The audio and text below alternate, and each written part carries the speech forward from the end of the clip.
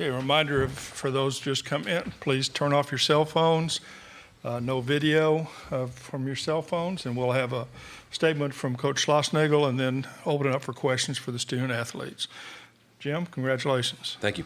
First of all, congratulations, University of Texas, for an awesome season.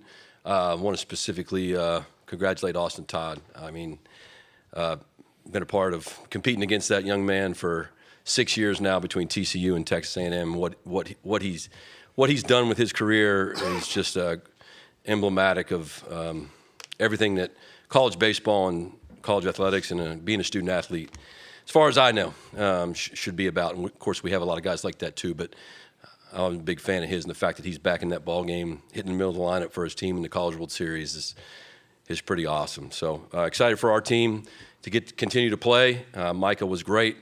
I didn't think we helped him out very much, but he just kept moving on to the next pitch. And Werner and JT continue to get big hits for us. So we're excited to have a day off and then get back at it. Okay, questions for the student athletes, and we can start right up here. Micah, kind of going back to what Coach Schlossnagle said, Zach Taylor. Please give us your name and Yep, Zach Taylor, 1620 WTAW. Kind of going back to what Coach Schlossnagle said about battling. What was it after that second inning that really kind of turned the tide for you out there on the mound? I feel like I performed about the same. I mean, after the first inning, I knew I had my stuff. I knew that it was going to be effective, and it was really all about sticking to our game plan and not getting too out of myself and just sink into our training, like we say. But, stuff just turned around after the second inning. So we made some really good plays behind me. There's some unfortunate things to happen, but, it was just sticking to us, really. back over here.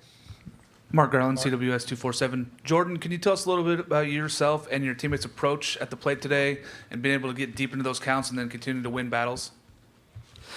So me and my teammates have had the same approach all season. We just keep going one pitch at a time, and if we get a hit, great. If we don't, put on a lot of pitches on the pitcher, make him make pitches, and just pass the bat along to the next guy behind you and have trust in them. Okay, we have in the back here. Ryan Brauninger, Texas Aggies. JT, what happened? The ball to right center with you and Brett on that play, and then playing behind a pitching staff that was really in rhythm and throwing strikes today. How much did that make it really easy on y'all in the later innings? It was good. I mean, the ball in right center, just some miscommunication. I wasn't loud enough. There's a big crowd out there. And it was great having our staff behind us. They worked their butts off all year for us, and glad that we could help them today. Okay, we'll go over here first with Mitch. Mitch Davis, MitchDavis.com. Guys, talk about playing Texas. Obviously, that environment was pretty awesome. Talk about beating them and beating your arch rival to advance on into College World Series. It's a lot of fun, but at the end of the day, it's really just playing the game and playing a nameless opponent. But there is a little extra umph behind everything, especially when it's Texas, because if you just look at the fan bases, there's a lot of genuine hate between each other. So we kind of feed off of it. It's a lot of fun. We respect them. They're a great ball club, but yeah, there's a little more competition. Yeah, I don't know what to say, but yeah, it's fun. Okay, here we go. Jordan, Jared Redding, 24/7 Sports. 4 runs and 4 hits in the bottom of the second inning. Was there anything in particular y'all were able to do, just in that bottom of the second to chase Gordon out of the second inning? I think we just collectively put together great at bats. Just kept making him make pitches, and we took the balls and hit the strikes. Nothing more you can do. Okay. Ben Peck, K-Ags, for Micah and Jordan. After that second inning, what was kind of your psyche after that, especially, the way the Oklahoma game went? You guys give up 2 runs, but limited a lot of damage that could have been done. Just kind of what was your mindset, knowing obviously how good of an offense you guys have, kind of how those 2 innings played out? It's really about just limiting the damage and keeping crooked numbers off the scoreboard.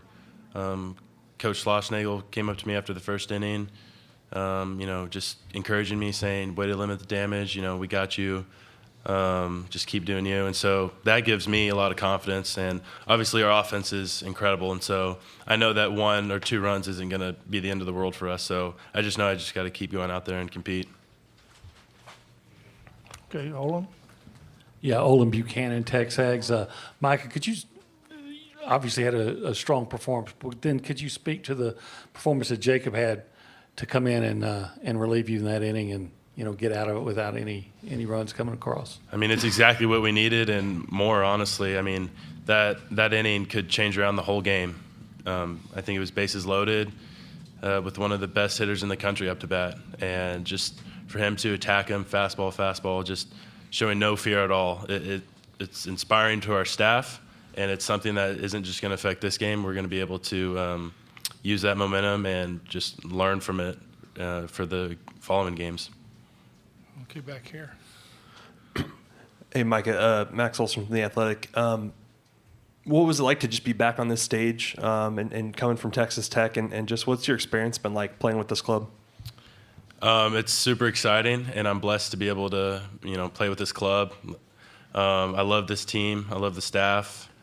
It's just, it's one of those things that you never really truly think that, you're going to get the chance again. And the fact that I did get the chance with all these guys and just the staff supporting me, it's something I'll forever be thankful for.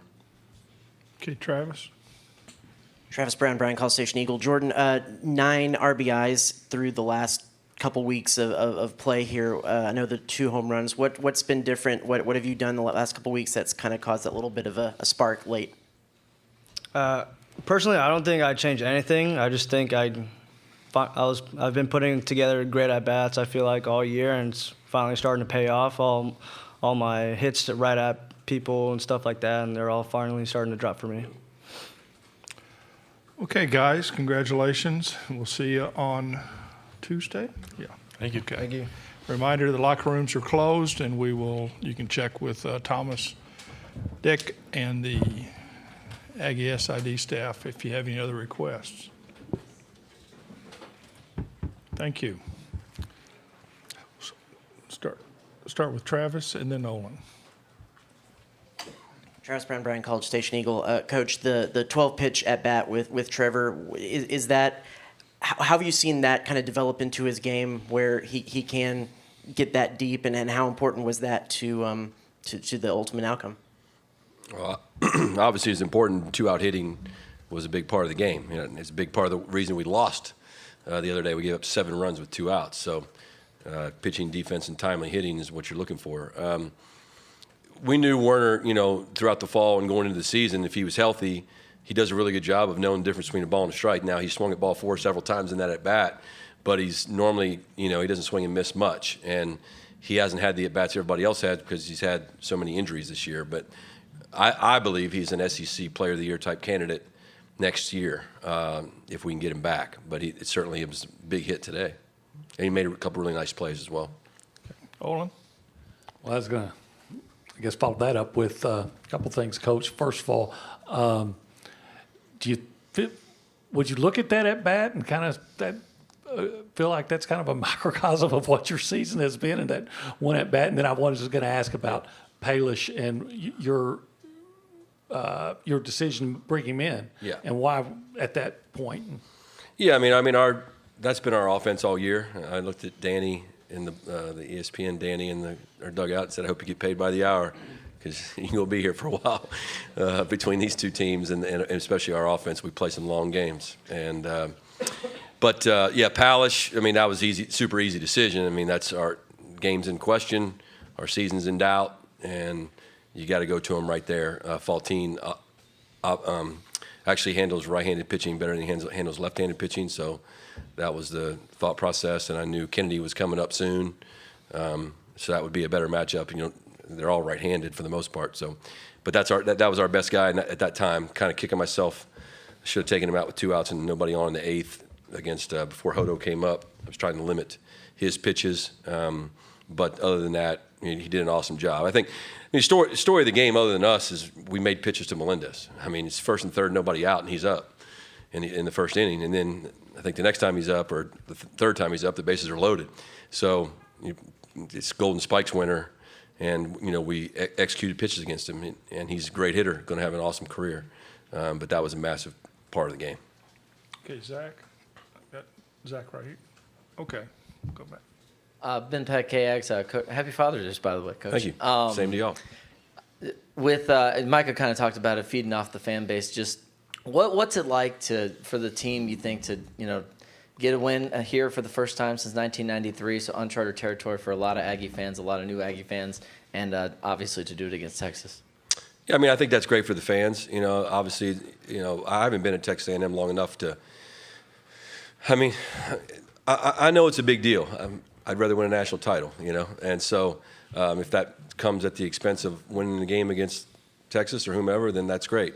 I don't want to downplay it, but I think those things are more for the fans than they are for the players and coaches. If we get into that kind of thought process, then we're going to be, having a different mindset in one game than we are in another game. I mean, I would have rather beaten Oklahoma, to be honest with you, and be 1-0 and playing a night game. It's a little cooler at night.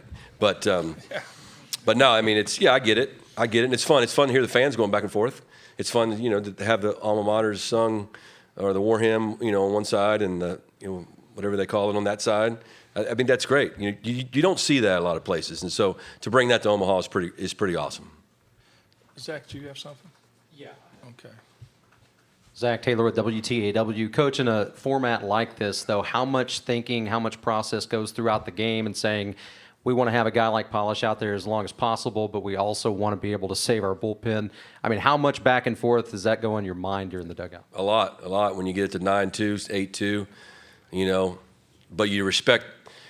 One big part of today's game was the wind blowing in from center and right field. And so if we could just keep the ball in the outer half of the plate and have them hit it into the wind, I think the ball would get out down the left field line, but it wasn't going to get out to center or right. So we want those strike throwers in there, but there's no doubt, I'm sitting over there thinking, how can I save pitches? And because we know we're going to need Polish, and we get one more day of rest, and I think after that we got to play a lot of games in a row. So it's going to take everybody to get to get on to the next game. Okay, Kendall up here. Kendall Rogers, D1 Baseball. Jim, what are you kind of seeing from Micah the last 3 weeks? He's obviously throwing a lot better. It's kind of interesting, though. I mean, he's not getting past the fifth, but he's giving you 5 pretty good innings each start. Yeah, I mean, if we weren't the worst defending team in this College World Series, we had him going deeper into the game. I mean, it's brutal. Some of that's himself too, by the way. He's just more confident. He was throwing his fastball today more than he normally throws. A few more breaking balls than he does. He was throwing his fastball and he's throwing it down. So I think that's been a big difference. He's got to have his fastball down, and when his fastball's down and in the strike zone or close to the strike zone, then he'll get the chases on the breaking ball. But more than anything, I think the Florida game in the SEC tournament really just got his swagger back. We had kind of lost. He had lost that, and it's not power stuff, so it needs to be power demeanor and big body language. And I'm hoping Nathan Detmer sat over there and watched what that looked like, because we need that out of him as well. But to me, it's just more mindset than it is anything. Okay, Ryan.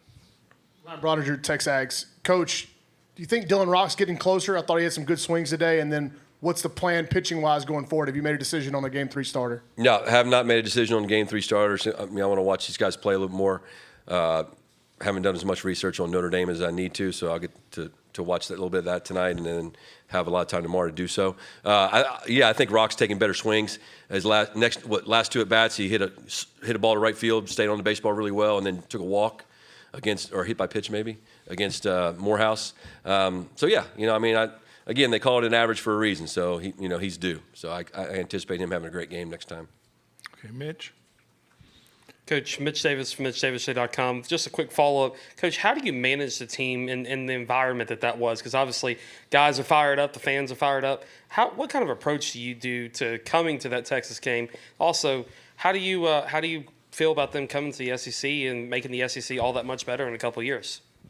Well, I think when we played earlier in the year in front of the second largest crowd ever at Dish Falk, no disrespect to Omaha, but it's a lot tougher to win there than here, because there's more we had more fans rooting for us, and they didn't have as many rooting against us. But and you play in the SEC. You know, you play in the SEC every weekend. This is no disrespect to Omaha, but it's like that almost every weekend, almost everywhere you go. So, and that's obviously something I'm experiencing for the first year. Well, the SEC, yeah, I'm looking forward to. I mean, it's only going to get better. I mean, it's only going to get more. It's only going to get tougher. But it is. I watched David's press conference with you guys, and I mean, this is the golden era of college baseball. I truly believe that, and it's only going to get better when you have more scholarships, hopefully more coaches, more programs committing at a high level. I hope that's not at the expense of other people, because I think our game needs to be spread across the country. But when you have a 20-round draft and now you have more scholarships coming, that means there's going to be some awesome players like a Melendez, like a Troy Claunch that stays in college. It's going to be that way for a really long time. Jim, thank you. Yep. Congratulations. Yep, thanks see so you much. Tuesday. Yep.